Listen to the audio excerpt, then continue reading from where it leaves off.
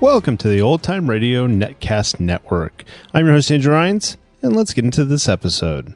This episode is going to be The Whistler. Original air date is November 13th, 1944, and the title is Beware the Bridegroom. Let's get into it, and thanks for listening. Let every go signal remind you that you do go farther with Signal gasoline. The Signal Oil Program. The Signal Oil Company and your neighborhood signal dealer bring you another curious story by The Whistler. Tonight, Beware the Bridegroom.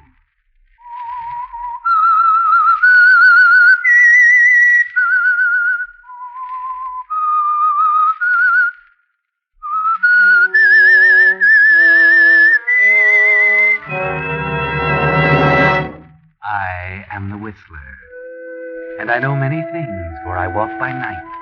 I know many strange tales, many secrets hidden in the hearts of men and women who have stepped into the shadows. Presently I'll tell you of nameless terrors of which they dare not speak.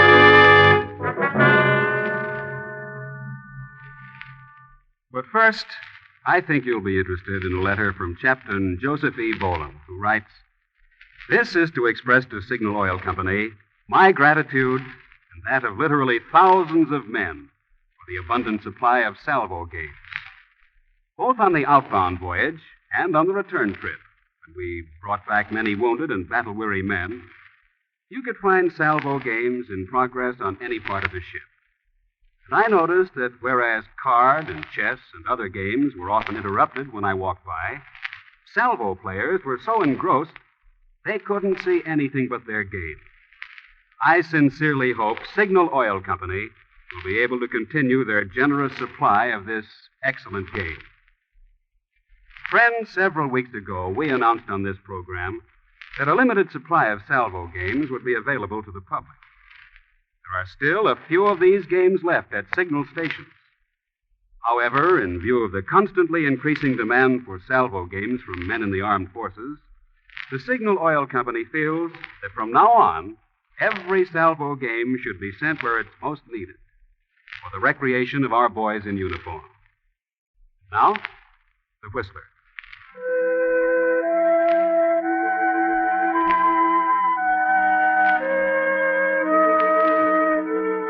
The lights are low, the music is soft. It's the Cameo Bar, one of those dimly lit bistros in New York where people come to drink and be happy, where others come to drink and be sad.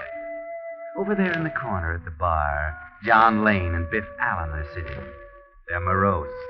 New York hasn't been so kind. New York hasn't even noticed. They're on their uppers, and they don't at all like the prospect.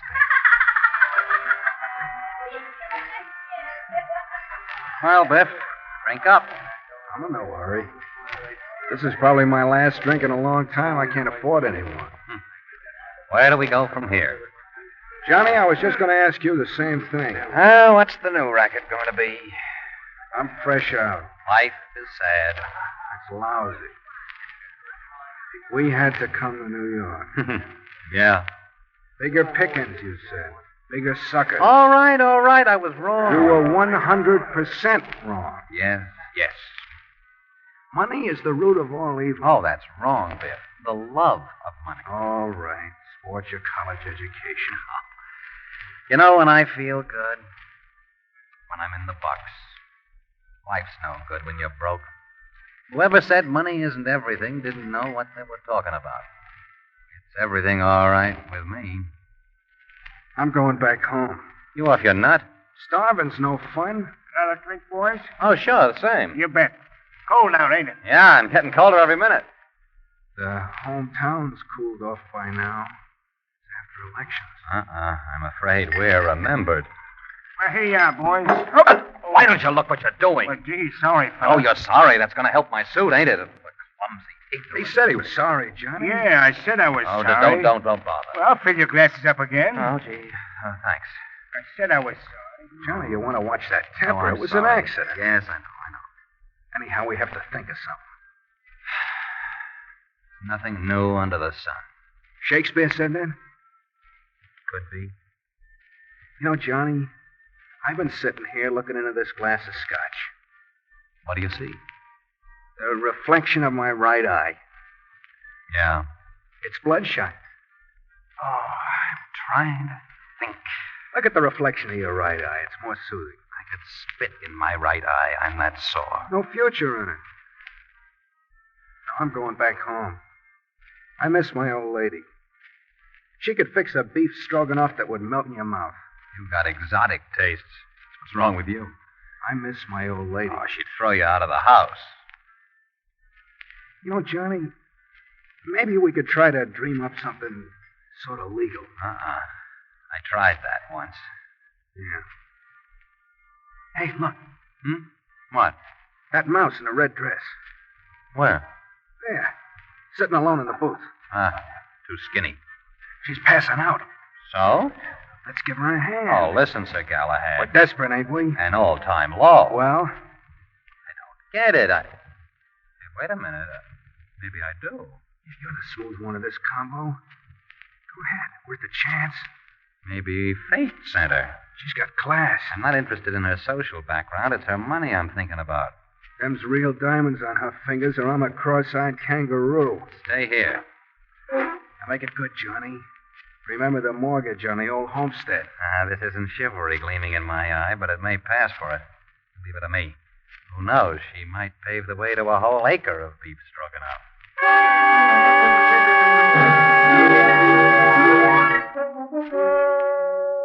And so John Allen goes over to the booth and speaks to the little mouse in the red dress. Presently, they leave the Cameo bar, the girl leaning heavily on John's arm, and hail a taxi. And as it drives off, John gets a chance to eye those diamonds at close range. They're real, all right, and you've fallen to something good here, John. Where am I? What happened? You're in a taxi, Miss Warren. I'm seeing you home. You were a pretty sick girl back in that bar. How do you know my name? Who are you? I looked in your purse, hoping I might find a clue to your address. I not only found a clue, I found the whole works right on this card. Miss Julie Warren, Park Plaza Hotel, New York City. You are Miss Warren, aren't you? It was very kind of you. I wasn't sick. I mean, not the way you think. I had only one drink. Sometimes it takes only one. No, I haven't been feeling very well. I had no business being there. Probably nobody in the joint has any business being there. We're almost to the hotel, aren't we? Yes. By the way, my name is Lane, John Lane. How do you do? Another, by the way, I helped myself to a small portion of the contents of your purse to defray the expenses of this transportation. I hope you don't mind. Not at all. With careless stupidity, I left my wallet at home. It's all right. You know, you shouldn't carry so much money around with you. Dangerous? Haven't you heard? There are thieves abroad in the night. Are you a thief? Oh, do I look like a highwayman? Highwaymen rarely do.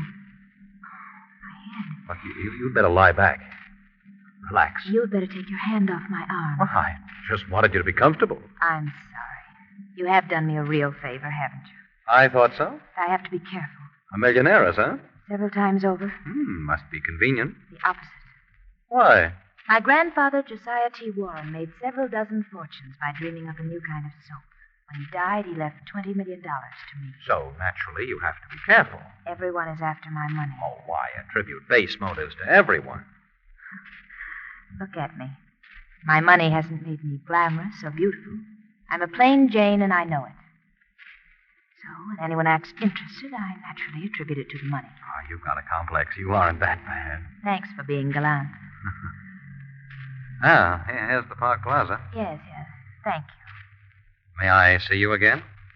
Why? Suspicious? As always. I'd like to snap you out of that complex, poor little rich girl. Think you're up to the job? I'm a bundle of neuroses. My middle name is Freud. Mine is cautious. Now, there might be a common meeting ground for the two somewhere along the line. Well. Friday night? All right. Sure. As they say in the confession magazines, it's a date.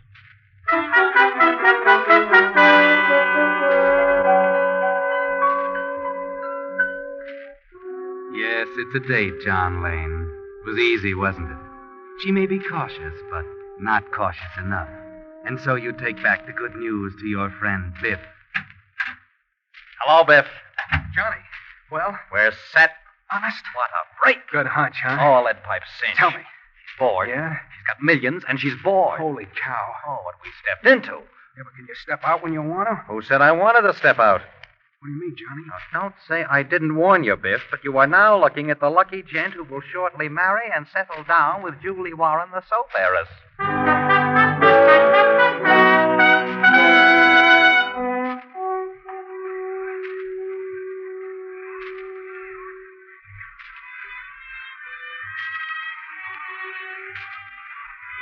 Enjoying yourself, Julie? Uh-huh.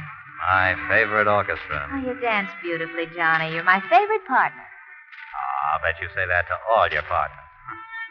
Happy? Very happy. Let's never stop dancing, shall we?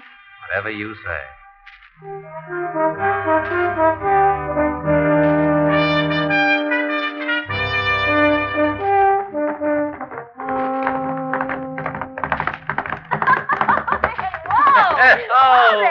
Say, you're good. You know, I was raised in a farm in Michigan. Been riding since I was 9, but you gave me a real race. Well, I should, Johnny. I went to the best riding academy. Tired? Not a bit. Oh, you look swell, Julie. Radiant. I owe it to you, Johnny. You got me out of that shell and into the open. These weeks have been wonderful. Come on. I'll race you back to the stable. Okay, here I come, right after you.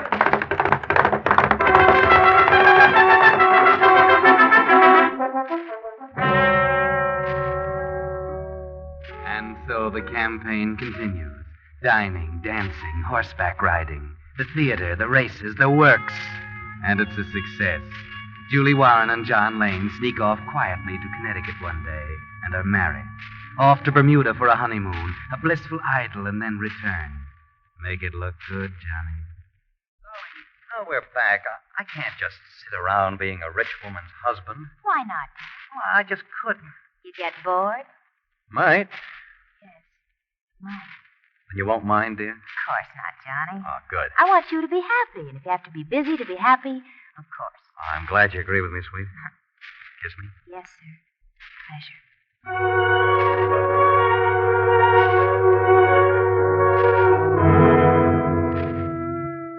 And so John Lane gets a job, or so he tells Julie. So he's not around in the daytime. But by night, there's the theater and parties, weekend yachting excursions, plane trips, nothing too expensive or too grand. Life is easy. Life is charming without care. The marriage of John Lane and Julie Warren is a sensational success until one day. Hello, John. Hiya, darling. Back from work so early. Yes, I'll have to hurry and dress. By the way, we're not going to the theater tonight. Oh? Why not? We've some talking. Well, what do you mean? Johnny, you love me, don't you? Of course, dear. That's good. What are you leading up to, Julie? Sit down, won't you? Yeah, sure. I've something to tell you. So I gathered. Comfortable? Quite. Don't stall. I'm broke. What about the soap? Lie? The soap millions? Sheer fabrication. No. Right? Julie. I can see you're surprised. But the setup, your clothes, your jewels. Tentative, ephemeral, and You fooled me. you don't really mind, do you, Johnny? I love you, Why darling. did you do it? Why? And how did you do it? I grew up in Red Wing, Minnesota. Go on. Have you ever been to Red Wing, Minnesota? No. I wanted to get away. I was an orphan. When I was 12, an old woman adopted me.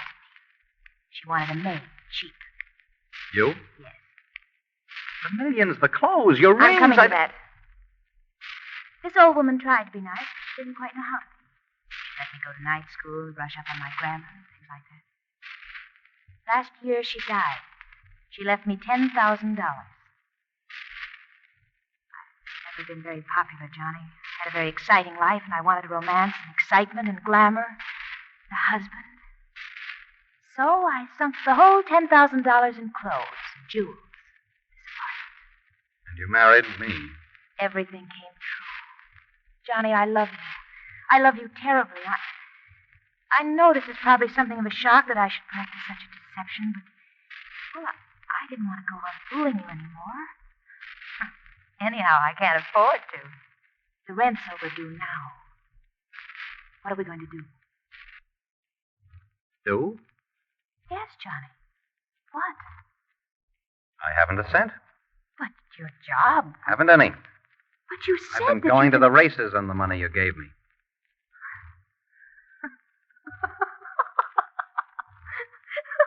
Then we're both fakes. 10 carat. Ah, it's a laugh, isn't it? Yes. Yes.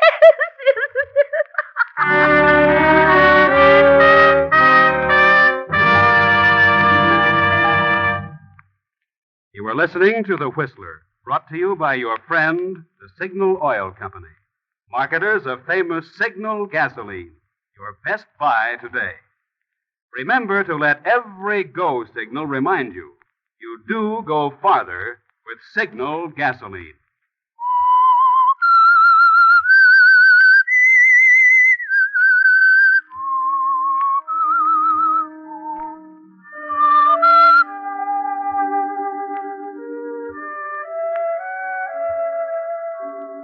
Well, this is quite a surprise, isn't it, John?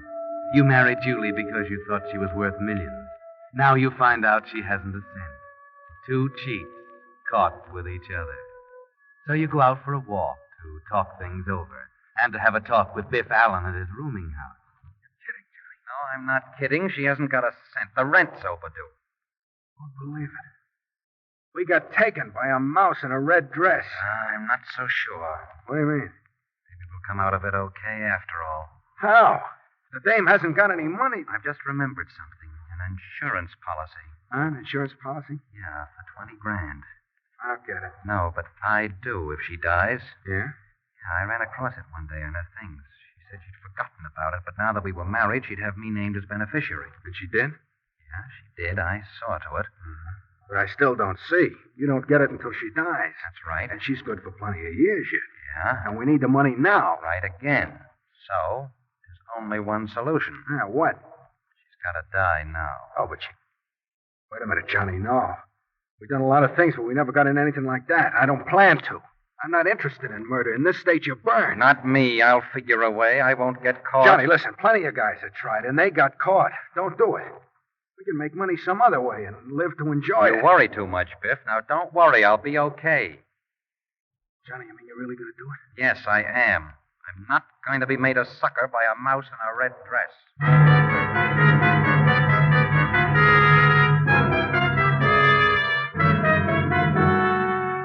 Well, Johnny, you're going to take the chance, are you? The big chance?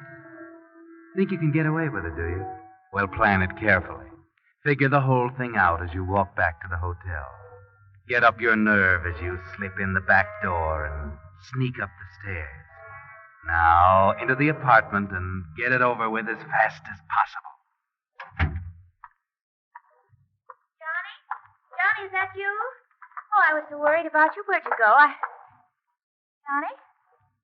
What's the matter? Why are you looking at me like that? Johnny, stop it. Johnny? What are you going to do? Johnny? Stop.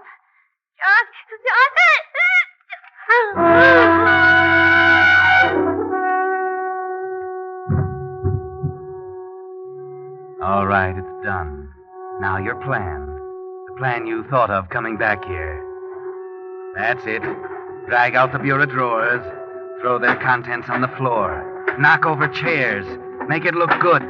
Make it look like a terrific struggle. Like a burglar had tried to rifle the place. Yes, that's it. It's a shambles.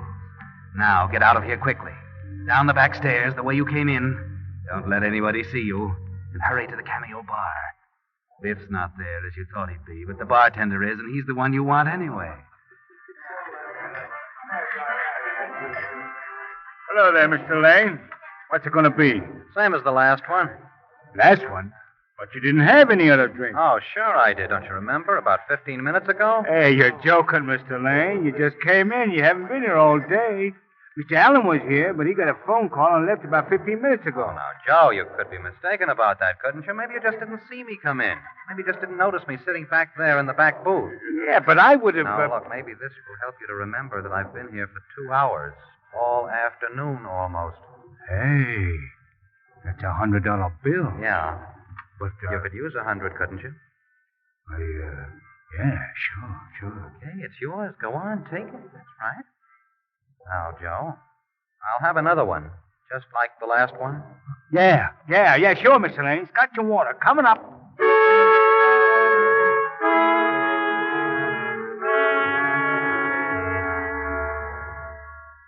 Simple, isn't it, Johnny? Your alibi is all established. Joe's like anybody else. He'll keep his mouth shut for $100. Now all you have to do is go back to the hotel, taking your time. Stop at the desk for your key, ride up in the elevator and chat with the operator. Go into the apartment, find the body, and yell for help. Simple, isn't it? But it's even simpler when you get there, because the elevator boy has news for you. There's something doing up on your floor, Mr. Lane. Something doing? What? I don't know, but there are cops up there. This is even better. Somebody's already found the body. A chambermaid, perhaps. You get off, go in, and there they are. Why, what's the matter? What's going on here? Oh, you're Mr. Lane? Yes, I'm Mr. Lane, but what are all these... I'm sorry, Mr. Lane. I have some bad news for you. What's the matter? What's happened here? Where's Julie? I'm sorry, Mr. Lane. There's been a tragedy. Your wife is dead. Dead? Oh, it can't be. It can't be. Now, please, Mr. Lane, I'll take it. Hey, somebody, hurry up, bring me some water. Hurry up, get it over here. That's right, Johnny. Put on a good act. Lay it on thick. Take a few minutes before you're coherent enough to ask the inspector a question. What happened? One of the maids saw a suspicious character breaking into your room. She called the police, but we didn't get here in time to save Mrs. Lane. The place was in shambles, and she'd been strangled. You said a suspicious character? Yes, a burglar. We got here in time to catch him just as he was trying to leave. You caught him? Yes. Don't worry, Mr. Lane. He'll be brought to justice for the murder of your wife.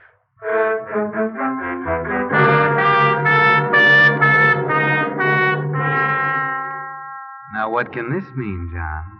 This is really an unexpected twist. But it makes everything even simpler. There's nothing to it now. But they want you to go down and take a look at the man they caught, and so you do. You'd want to anyway. You're curious to see the man you're sending to the electric chair, only you're not quite prepared for the shock. Here he is, Mr. Lane. Biff Allen, he's called. He swears he didn't kill your wife, but he won't say much else except that he wanted to see you. I don't know why. Yeah, I wanted to see him because I figure he'll have something to say. I figure he'll tell you I couldn't have killed his wife. Go on, Johnny, tell him. You know this man, Mr. Lane? Why, Go on, Johnny, tell him I didn't kill her. I never saw him before in my life. Johnny! You wouldn't do that to me. I don't know what you're talking about. I don't know you. Okay, if that's the way you're going to work it. Inspector, he knows me all right. Only this afternoon he come to my rooming house. My landlady will testify to that. And he told me he was going to murder his wife. That's fantastic. He's making up a fantastic story to try to worm out of it. You know he did it. You caught him there. I went there to try to stop you from doing it, but I was too late. Mr. Lane, where were you about 3 this afternoon? Oh, you don't believe this man, surely. I'm not sure, Mr. Lane. You see, that's one thing that puzzled us. The coroner says your wife died about 3 o'clock. We didn't catch this man until almost 4. Why should he have stayed so long? I was at a bar all afternoon. The bartender will testify to that. I'm sure he will. Okay, we'll see. Come along.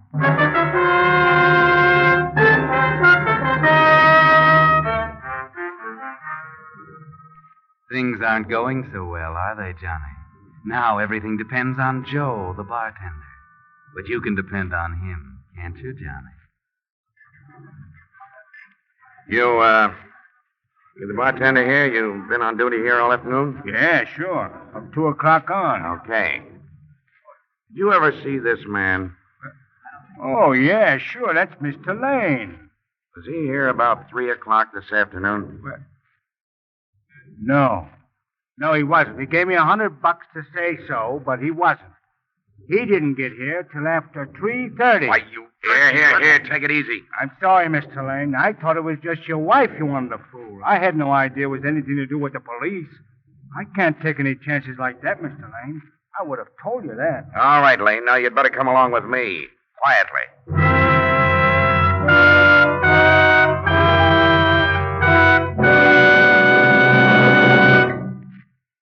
The Whistler will return in just a moment with a strange ending of tonight's story. Meantime, here's a typical American success story. The story of Hal Halverson, who opened a small signal station in East Long Beach, California, 10 years ago. For Hal, this wasn't just another job. As with all signal dealers, scientific lubrication of motor cars was his permanent business. He kept doing that job so conscientiously that today, Hal Halverson's signal station has doubled in size, and it takes 3 assistants to serve the customers who come back year after year. One of the things they particularly like is that they can call Hal at home anytime they need help. For instance, recently a Long Beach customer called that his car was stalled. He thought it was out of gas. When Hal took out some gas, he found the trouble was really a clogged gas line, and the customer was soon on his way again. Well, that, friends, is typical of the kind of service we have in mind when we say you're doing your car a real favor when you get acquainted with your neighborhood signal dealer. He's not only a trained expert in lubrication, but because that's his permanent business, your signal dealer is conscientiously interested as you are, in helping your car go farther. And now, back to the Whistler.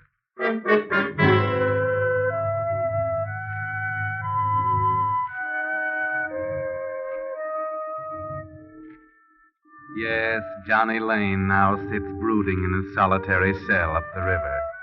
You can't blame him for being unhappy about Biff wandering in and spoiling the setup. Only what he's really unhappy about is that Biff didn't get there a little sooner in time to stop the murder. Yes, you see, the reason Biff came to the hotel and broke into the room was to stop Johnny, to tell him that there was no need to murder Julie, that he had checked up and found out that she was a long way from being penniless. In fact, $20 million away from it. She invented the penniless story to test Johnny's love for her. She really loved him, and she didn't know what a chance she was taking. And he didn't know he was throwing away the sweetest chance of his life. Yes, he's sad, all right, but not for long. The state's going to end his troubles for him any day now.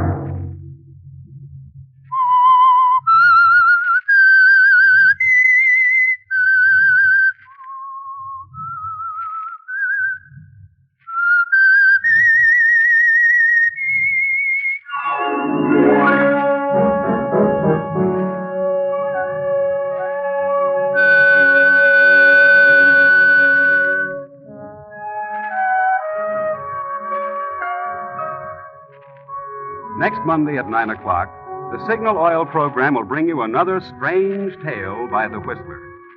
The Signal Oil program is broadcast for your entertainment by the Signal Oil Company, marketers of Signal's famous Go Farther gasoline and motor oil, and by your neighborhood Signal Oil dealer, who is at your service daily to keep your car running for the duration. The Signal Oil program, directed by George W. Allen, with story by Victor Kushner and music by Wilbur Hatch, is transmitted to our troops overseas by the Armed Forces Radio Service. Bob Anderson speaking for your friend, the Signal Oil Company, and suggesting once again that you let every go signal remind you that you do go farther with Signal gasoline. This is CBS, the Columbia Broadcasting System.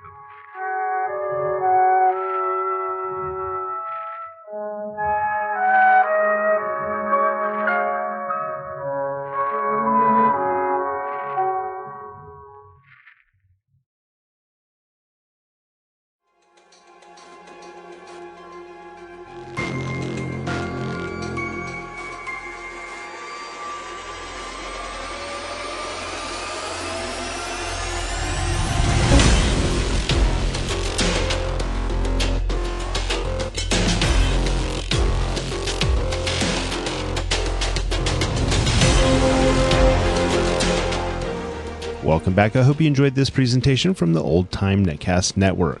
For more great shows, go to otnetcast.com. Don't forget to like and rate this episode in your favorite podcatching client.